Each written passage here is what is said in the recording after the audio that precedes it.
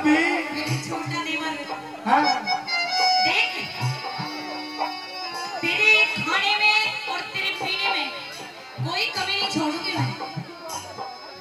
अच्छा भाभी मेरी बात सुन ले। मुझे तेरी नियत में कुछ खोट नजर आ रहा है अब। अरे बावले, क्यों?